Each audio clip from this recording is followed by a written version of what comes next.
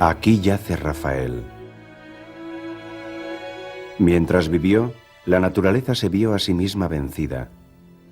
Ahora que está muerto, ella también teme morir.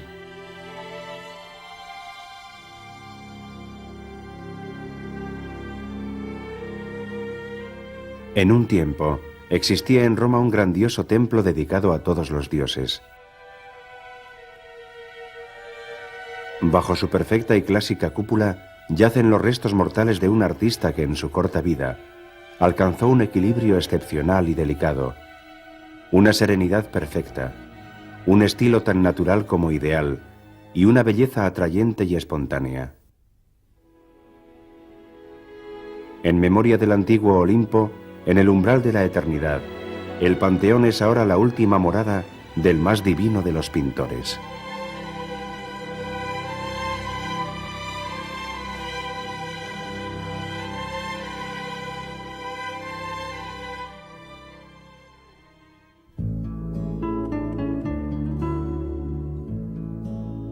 Hasta mediados del siglo XV, Urbino era una ciudad pequeña, edificada en ladrillo y piedra y situada entre las verdes colinas de la región de las Marcas, entre Romaña, Toscana y Umbría. Entonces la familia Montefeltro pasó a formar parte de la historia y la transformó en una ciudad en forma de palacio. Cada calle, cada casa y el más pequeño de los rincones de Urbino jugaban un papel en su serena armonía.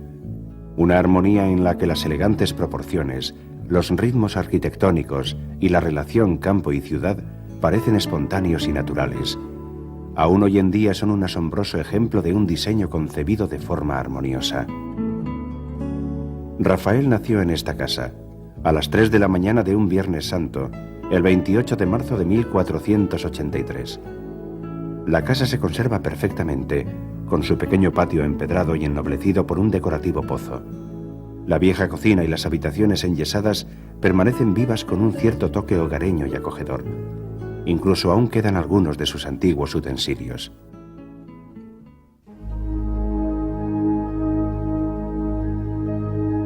Cuando nació Rafael, el solemne retablo de Piero de la Francesca ya llevaba 10 años adornando la iglesia renacentista de San Bernardino. Este espléndido trabajo era, además de una obra maestra del siglo XV, el encargo más valioso hecho por un mecenas, el duque Federico de Montefeltro, quien transformó la pequeña y aislada corte de Urbino en un centro de la cultura y las artes sofisticado e internacional. El duque quedó tan impresionado que manifestó su voluntad de ser enterrado junto a esta extraordinaria pintura. Federico, que aparece en todos los cuadros de perfil para ocultar la falta del ojo que perdió durante un torneo, era un auténtico príncipe y un caballero culto e ilustrado. Él fue el artífice de la construcción del palacio familiar, cuyos trabajos comenzaron en 1465. La inigualable marquetería de su estudiolo nos cuenta su historia de forma simbólica. Como muchos grandes hombres de la guerra, Montefeltro, aunque pasó muchos años con la armadura puesta, amaba la paz. Ahora, finalmente, podía despojarse de los atavíos guerreros y entregarse a las musas. Abrir las estanterías y los instrumentos artísticos y de erudición de los que ahora podía disfrutar. Este pequeño rincón, situado entre los salones, era el preferido del duque. Por todas partes y gracias al talento del arquitecto dálmata Luciano Laurana y del arquitecto de Siena Francesco di Giorgio Martini, se puede apreciar el ejemplo más importante y más perfecto de la arquitectura civil del siglo XV. Un lugar al que acudían artistas de toda Italia, España y Flandes. Entre estos se encontraba Piero de la Francesca, con su gran obra La Flagelación. Pedro Berruguete, el retratista oficial del duque, escultores sofisticados y artistas del damasquinado. Y además, Justus de Gantes, con la comunión de los apóstoles. Paolo Uccello, con la profanación de la Sagrada Forma, y otros muchos.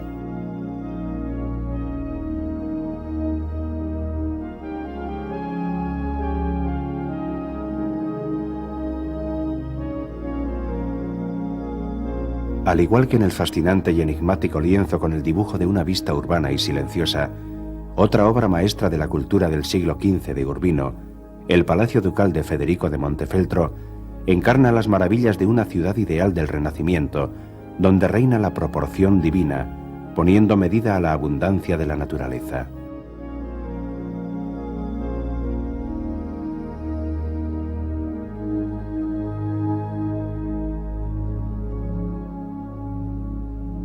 Rafael se impregnó del espíritu del palacio desde su más tierna infancia. La luz, penetrando a raudales por los inmensos ventanales en las salas pintadas de blanco, iluminaba la mente y el espíritu. Esa misma luz le llevaba a observar más allá de aquellas paredes, a observar las colinas, las aguas del río Metauro y las curvas cerradas que van abriéndose camino hacia los desfiladeros de los Apeninos. Rafael era hijo de Giovanni Santi, un pintor e intelectual muy respetado en la época, que trabajaba como artista en la corte de Montefeltro y que tenía un profundo conocimiento del arte internacional. Giovanni Santi encajaba perfectamente en el contexto artístico y cultural de Urbino. De hecho, sus maravillosos retablos están claramente influidos por las Madonnas y los santos de Piero de la Francesca.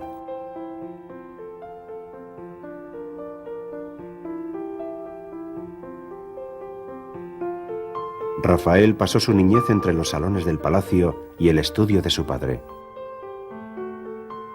Sus juegos infantiles estaban ya enfocados a su preparación como pintor.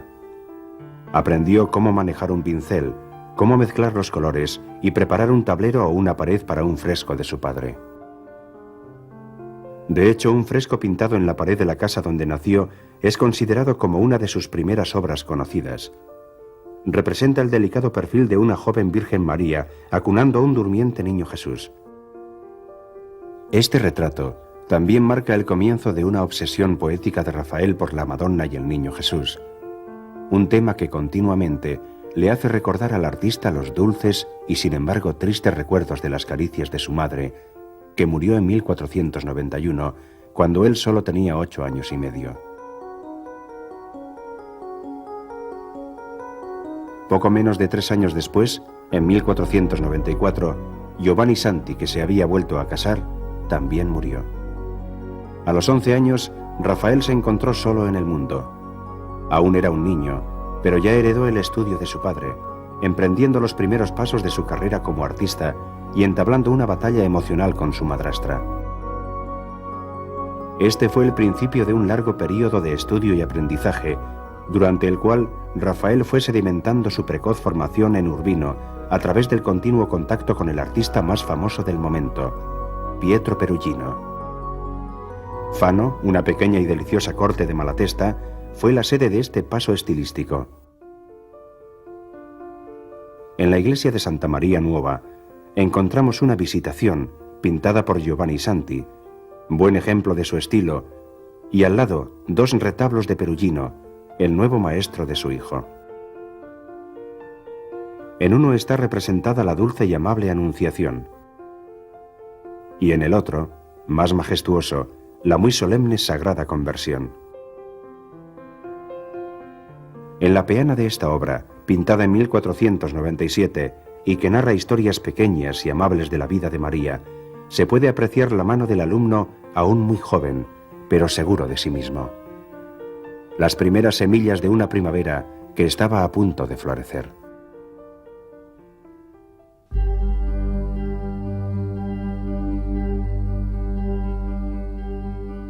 Rafael parte junto a Perugino a Umbría. Allí comenzó a frecuentar la austera pero siempre hermosa Perugia, una ciudad a la que se iba a sentir muy unido. A la sombra del palacio dei Priori, estudió las antiguas leyendas pintadas por Giovanni Pisano en la monumental fuente de mármol de la Piazza.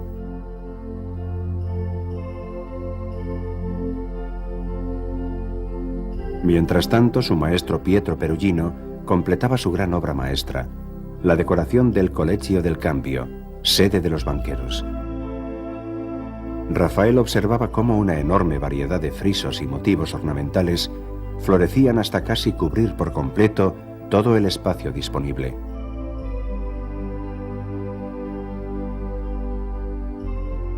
El autorretrato de Perugino aparece en la pared donde unos desgarbados héroes de los mitos clásicos y de la Biblia se alinean como variados y al mismo tiempo sofisticados guardias de honor.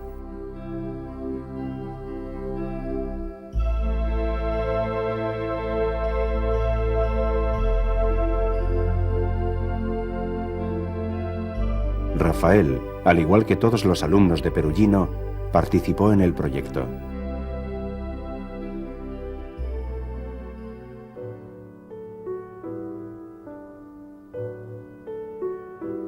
A los 16 años, en los contratos que firma el precoz Rafael, ya se le cita como el Magister, el maestro. Aunque siguió en contacto con Perugino, ya dirigía su propio estudio. Los mecenas de Città di Castello fueron los primeros en depositar su confianza en el joven artista, y allá por el año 1500 le encargaron diversos trabajos muy interesantes, aunque casi todos ellos fueron a parar a otros lugares.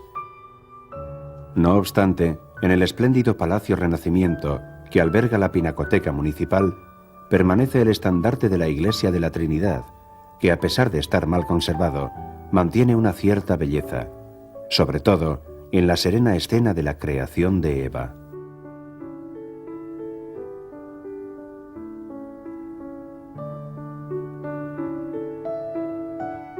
La iglesia de San Domenico también albergaba una enorme crucifixión, muy influida por el estilo de Perugino. Actualmente se encuentra en la National Gallery de Londres, aunque en Città di Castello existe una copia. Los grandes retablos pintados por Rafael en Perugia alrededor de 1503 tuvieron un destino similar.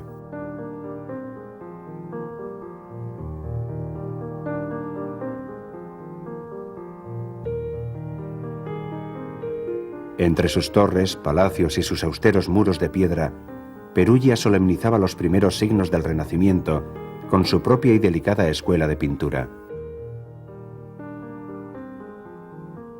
Preparado para unar directamente el estilo de Umbría en general y el de Perugino en particular, un Rafael de 20 años proyectaba un retablo solemne, complicado y deslumbrante para la iglesia de San Francesco al Prato, que actualmente se encuentra en la Pinacoteca Vaticana.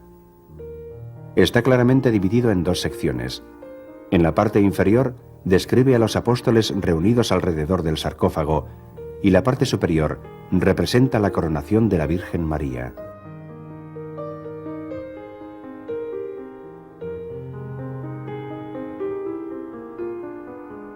En la iglesia de Serviti pintó el luminoso Pala Ansidei, que actualmente se encuentra en la National Gallery de Londres. Un bello teorema equilibrado de geometría y luz, con referencias al estilo de Piero della Francesca. En 1504, Rafael regresó a Città di Castello y pintó la obra maestra que marcó el final de su travesía juvenil. Los Salvicini le hicieron un encargo para la capilla familiar de San Francesco. La escena representa la explanada del gran templo que se atenúa entre un paisaje lejano de colinas, campos y bosques. En el centro, la puerta de 2 hojas del templo.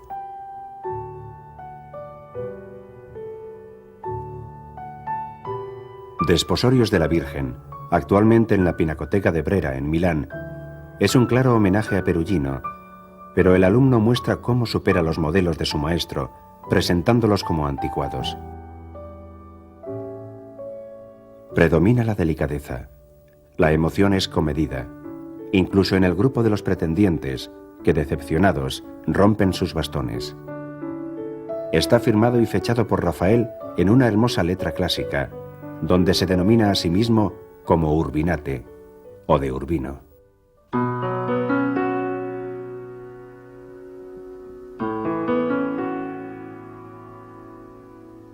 El 1 de octubre de 1504, Giovanna Feltria della Rovere, de la floreciente familia Urbino, escribió al corregidor de Florencia, Pier Soderini, para recomendarle al joven de 21 años, Rafael, que quería estudiar el arte renacentista toscano. Rafael rápidamente se hizo un experto en los límpidos ritmos de la arquitectura de Brunelleschi, en la serena geometría de León Battista Alberti y en la nobleza de Donatello.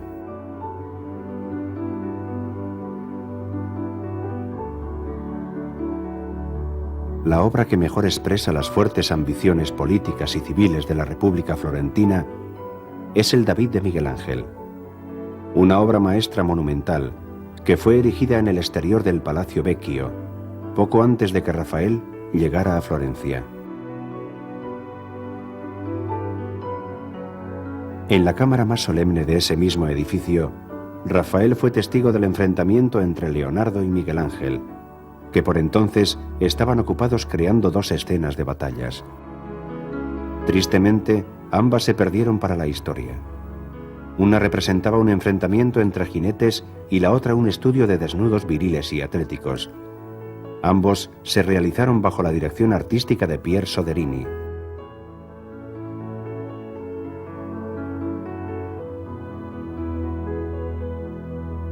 Miguel Ángel tenía entonces casi 30 años y era el heredero más convincente de la más pura tradición pictórica florentina. Con el tondo Doni introdujo la solidez plástica de un grupo de figuras que marcaban una gran diferencia con el estilo esfumato de Leonardo. Leonardo, después de una larga estancia en la corte de los Sforza en Milán, estaba introduciendo en Florencia una nueva sensibilidad con respecto a la luz, el movimiento y el retrato.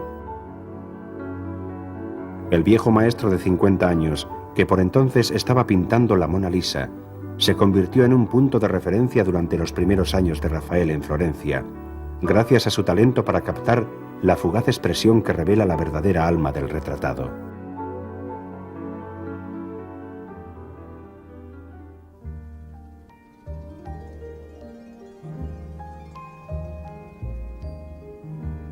Joven, guapo, con inspiración y perfectamente educado en la etiqueta de la corte intelectual, Rafael ascendió rápidamente la escalera del éxito. Fue bienvenido en los palacios de las grandes familias de Florencia, para las que había realizado pequeñas colecciones de pinturas y retratos inolvidables.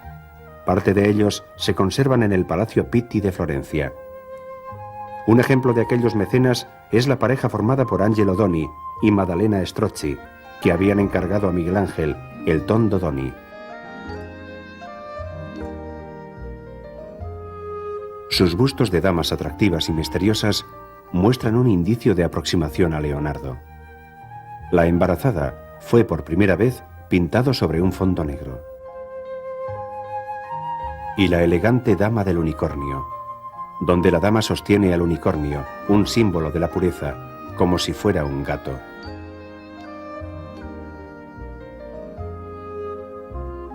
Especialmente enigmática y extraordinaria es la dama con la boca completamente cerrada, tradicionalmente conocida como la muta, y que se exhibe en el Palacio Ducale de Urbino. En esta obra el lenguaje secreto de expresión, detalle, joyería y vestuario está aún sin descifrar.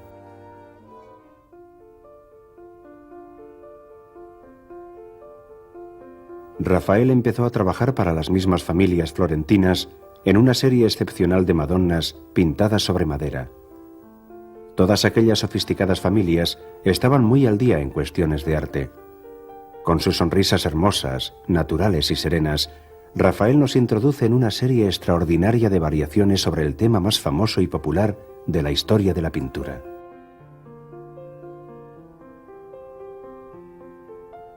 Una tras otra, las Madonnas de Rafael son una muestra de encanto, gestos diminutos, sonrisas cómplices, ternura y delicadeza. Del mismo modo que demuestran su excepcional capacidad para lograr posturas, grupos, paisajes, luz y situaciones cada vez más complejas.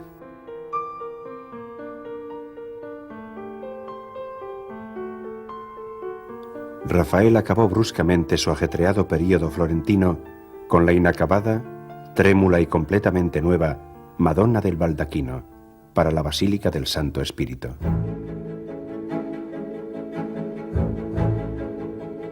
Las Madonnas dulces y sonrientes que pintó Rafael cuando tenía alrededor de 24 años, ya no tenían sentido en medio del tenso clima de batallas y luchas que estallaron en Perugia. Entre los miembros de la familia Baglioni se entabló una lucha por el poder tan encarnizada que estuvo a punto de estallar una auténtica guerra civil. Grifonetto pagó el litigio con su vida, murió apuñalado por sus familiares. Su desconsolada madre le encomendó a Rafael la representación de aquel terrible sufrimiento. Así fue como pintó la deposición del cuerpo de Cristo, cuyo destino era la iglesia de San Francesco, aunque actualmente se encuentra en la Galería Borghese de Roma. Para esta obra Rafael creó una escena compleja en la que toda una serie de referencias de las esculturas clásicas se asocian con el drama del momento. Apartándose una vez más del estilo de Perugino, Rafael creó una obra nueva e intensa que capta la culminación de la tragedia con una Madonna desfallecida. Aún en Perugia, Rafael volvió a pintar al fresco en el oratorio colindante al monasterio de San Severo, donde describe la Trinidad rodeada por un semicírculo de santos sentados sobre nubes en la parte superior del luneto.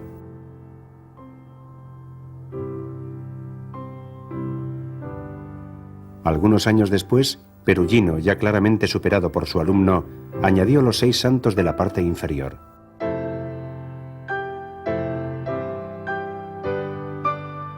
El fresco de San Severo, aunque muy mal conservado, es considerado como la primera muestra de los encargos posteriores que Rafael iba a recibir en Roma, donde el Renacimiento vivía su momento culminante.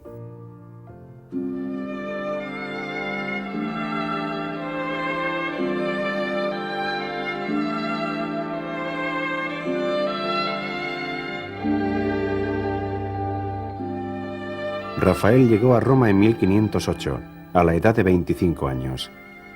En la ciudad eterna descubrió toda la gloria de la antigüedad y las grandiosas construcciones modernas realizadas bajo el control de Bramante, el artista nacido en Urbino. En aquella época, el pontífice de Roma era Julio II, uno de los papas más grandes, más vitales y más polémicos en la historia de la Iglesia. Él fue el que empezó a reconstruir San Pedro y el que eligió a Miguel Ángel para pintar la Capilla Sixtina. También quiso que Rafael decorara sus aposentos privados en el Vaticano.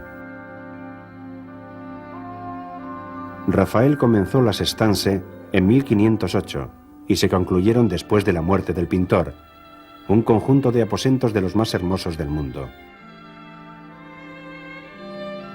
Cuando Rafael llegó a Roma, varios famosos artistas habían pasado años trabajando en los aposentos privados papales.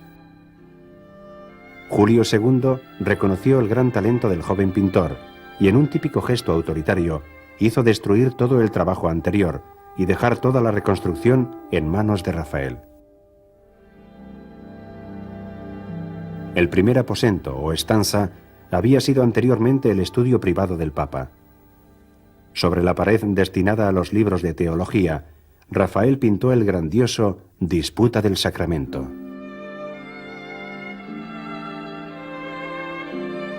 A la luz de una soleada mañana en el paisaje romano, un doble semicírculo de santos y teólogos están reunidos alrededor de una figura central y serena de Cristo, y el altar sobre el que está colocada la custodia. En la pared destinada a los libros de filosofía encontramos la Escuela de Atenas. Bajo las enormes bóvedas del Templo de la Sabiduría, Platón y Aristóteles guían a un grupo de filósofos clásicos. Platón, un idealizado retrato de Leonardo, está apuntando hacia el cielo, mientras Aristóteles señala la tierra. Por todas partes, en todo tipo de posturas, gestos y expresiones, nos encontramos con uno de los grupos de personajes históricos más vibrantes y más complejos jamás pintados en toda la historia del arte. También aparecen otras caras famosas. Miguel Ángel es el ceñudo y solitario Heráclito. Bramante es representado como Euclides, con el compás en la mano. El mismo Rafael aparece medio escondido, con su rostro pálido y delgado, y aún con rasgos de adolescente.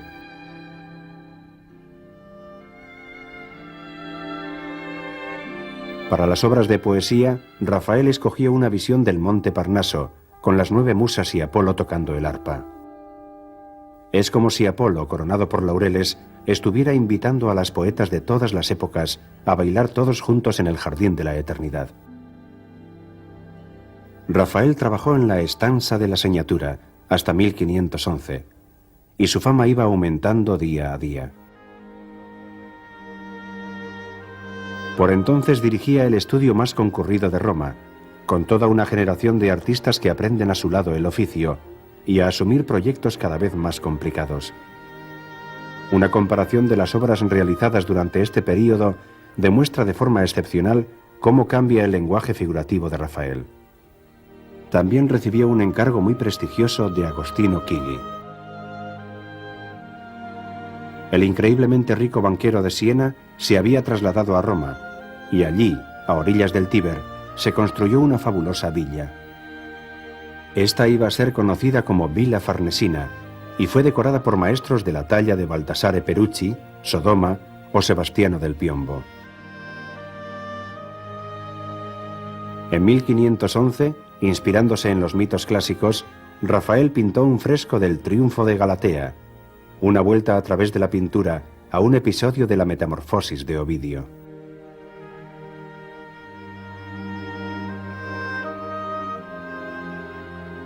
Describe una escena de una pureza cristalina, una expresión del gran amor que sentía Rafael por el arte y la literatura de la antigüedad, un equilibrio de creación perfecta y de una seducción inmediata.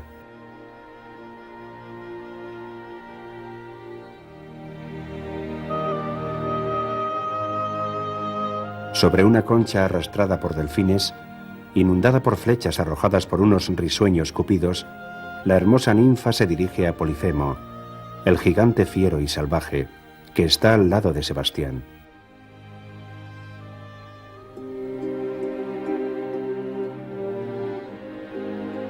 De nuevo para Chigi, esta vez en la iglesia de Santa María de la Paz, Rafael pintó una escena de Sibila sobre un arco, un homenaje a los ideales de Brunelleschi. Estas escenas representaban un ejemplo de ritmo unido por gestos y miradas pintadas al fresco en una cornisa. Durante este período, Rafael trabajó sin descanso. El protonotario apostólico Rotmagen le encomendó ambiciosos proyectos para la hermosa iglesia renacentista de San Agustín. En el interior, Rafael rinde un claro homenaje a Miguel Ángel, pintando al profeta Isaías sobre una pilastra que sostiene un grupo de mármol creado por Andrea Sansovino. Se le representa como un individuo enérgico, con un rostro intenso y concentrado, que parece haber descendido de las bóvedas de la Capilla Sixtina, pero al mismo tiempo su brusquedad se atenúa con la presencia de 2 delicados ángeles. Santa María in Aracoeli, en el Capitolio de Roma, fue también la sede de una de las grandes obras de Rafael, la Madonna di Foligno, pintada alrededor de 1511 y actualmente en la Pinacoteca Vaticana. Este monumento es un exvoto ofrecido por un cardenal cuya casa se salvó de la catástrofe cuando cayó un meteorito. Aunque contemporáneo con el clasicismo del Triunfo de Galatea y el Isaías inspirado en Miguel Ángel, el retablo tiene el colorido, los paisajes y la luz de la pintura veneciana. Especialmente famosa por el detalle de los 2 ángeles pensativos apoyados en el alféizar, es la Madonna Sixtina, que en un principio se encontraba alojada en la iglesia de San Sixto, en Piacenza, pero que alrededor del año 1700 fue evacuada al Museo de Arte de Dresde. El rostro de la Virgen nos recuerda al de la amante de Rafael, Margherita Luti, la hija de un panadero de Siena, que se hizo famosa con el sobrenombre de la Fornarina.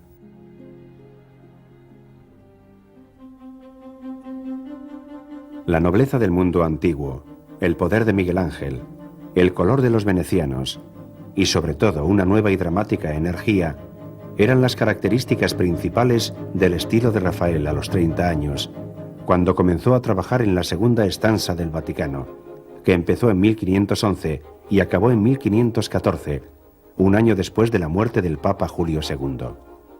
El tono general de esta estanza es más intenso y brusco que el de la primera, y es una clara demostración de las ambiciones políticas del Papa. La misa de Bolsena nos recuerda al milagro del cuerpo de Cristo. Cuando el sacerdote parte la sagrada forma, esta sangra, y el sacerdote la mira incrédulo. Julio II aparece de rodillas frente al altar, acompañado por un inolvidable grupo de la Guardia Suiza, enteramente engalanado con sus llamativos uniformes.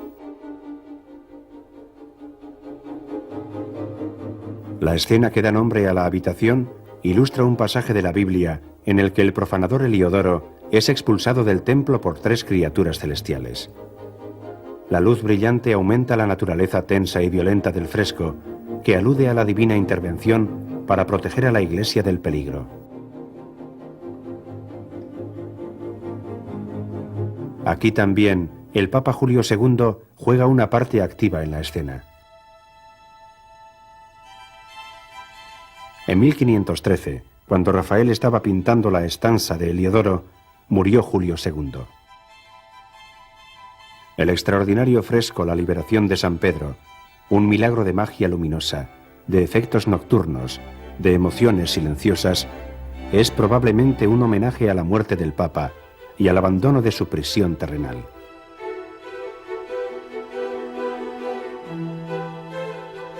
El nuevo Papa, León X, hijo de Lorenzo el Magnífico, era natural de Florencia y un sofisticado mecenas de las artes, un hombre de paz y moderación en completo contraste con su apasionado antecesor, al que le gustaba involucrarse en conflictos violentos.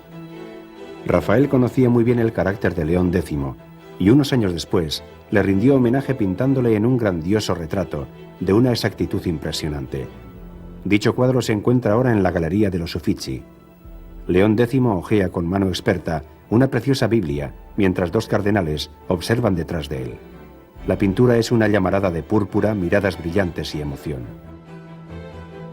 En 1514, Rafael también comenzó a trabajar en la tercera estanza para León X. A esta se le denominó la estanza del incendio del Borgo, según el tema del fresco más importante y el único que fue pintado en su totalidad por Rafael. Representa un incendio en la Roma medieval. En este fresco, Rafael da rienda suelta a todo un espectáculo de gestos, vestuarios y personajes de la antigüedad. El fresco de Rafael fue una fuente de inspiración durante casi un siglo y supuso un punto de referencia obligatorio para los pintores manieristas.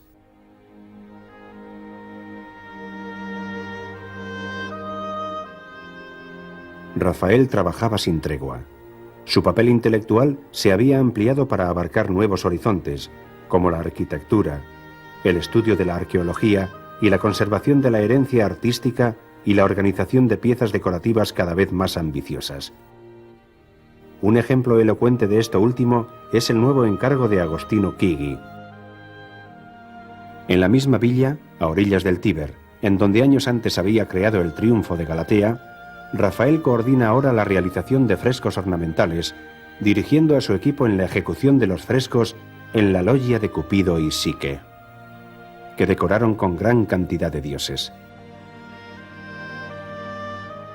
La nostalgia por la antigüedad reunió en torno a la obra a un gran equipo en el que sobresalían Giovanni da Udine, Giulio Romano y Perín del Vaga.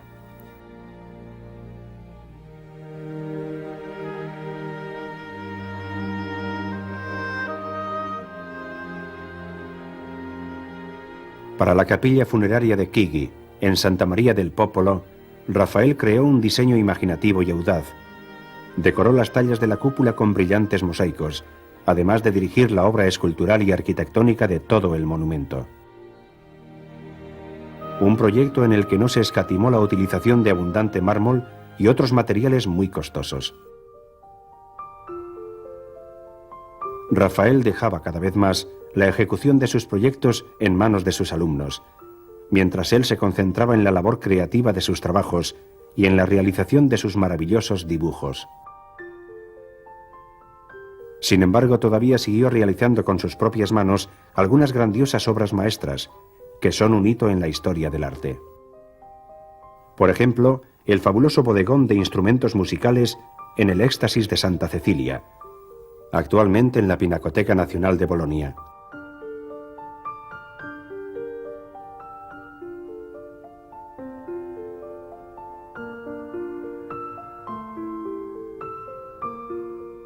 O el dulce y vertiginoso torbellino de belleza del tondo de la Madonna de la Silla, donde la sublime perfección de su geometría armoniza con una gran espontaneidad y naturalidad. También existen decenas de retratos de personajes ilustres.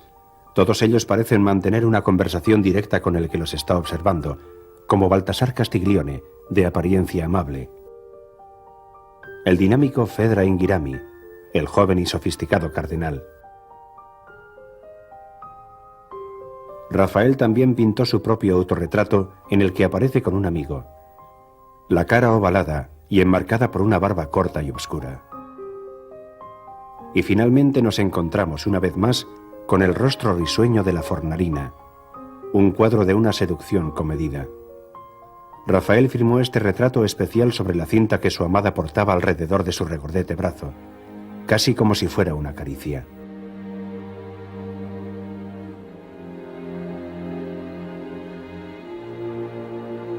Durante los últimos años de su vida, Rafael se interesó especialmente por la arquitectura y por la renovación de la ornamentación clásica.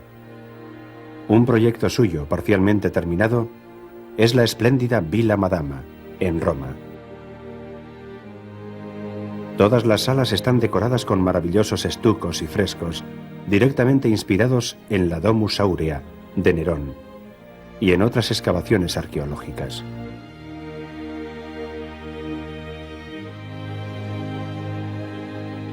El Papa le nombró conservador de las antigüedades, y Rafael decidió restaurar los monumentos y confeccionar un mapa de la antigua Roma. Esta exaltación de lo clásico se ve reflejada en las obras del Vaticano y en los numerosos palacios diseñados por Bramante. La Galería del Cardenal Bibbiena es la apoteosis del género ornamental y está decorada con estucos y frescos denominados grotesqueries, como una derivación del repertorio clásico que se encontró en las grottes, cuevas encontradas bajo el Palacio de Nerón. Este repertorio se completó con creaciones originales. Y finalmente, en una progresión de grandeza y complejidad, tenemos la majestuosa loggia, galería, un trabajo en grupo en el que formaron equipo todos los colaboradores y alumnos de Rafael. Un juego colectivo de creación, de sorpresa en la composición y en la invención de nuevos modelos. Rafael está ahora en la cúspide de su carrera y se ha convertido en un punto de referencia obligatorio para todos los artistas e intelectuales. El auténtico ideal del Renacimiento está tomando forma en torno a él. Ayudó a inspirar el retorno a una sociedad inspirada en los modelos clásicos, pero sin embargo, y a su manera, moderna.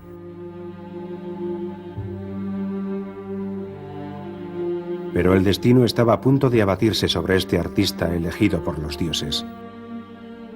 Rafael estaba trabajando en un enorme retablo cuando en el Vaticano tuvo lugar un extraño presagio. Sus últimas pinceladas fueron para la grandiosa Transfiguración en la Pinacoteca Vaticana. Esta es una escena realista, llena de presagios y emociones. En la zona inferior, los apóstoles y otros personajes se mueven entre un color brillante y una oscura sombra para acentuar la intensidad de los gestos y de las figuras. La multitud se arremolina en torno a un chico poseso que ha resultado milagrosamente curado. Hacia arriba, en una atmósfera enrarecida, vemos la imagen de un Cristo radiante elevándose hacia la luz, un símbolo de pureza y de lo absoluto.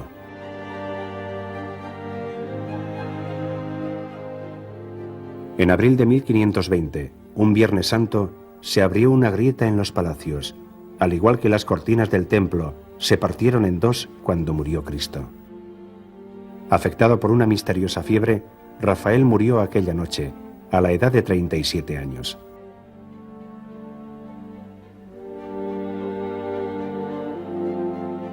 La noticia se difundió en pocos días. Parecía la señal de que repentinamente una era había llegado a un brusco final. Rafael hizo más esfuerzos que nadie para conseguir alcanzar la belleza perfecta. De hecho, casi lo consiguió. Y ahora con él, bajo la cúpula del Panteón, el templo de todos los dioses, está enterrada para siempre la imagen de la dulce nostalgia, de la eterna juventud.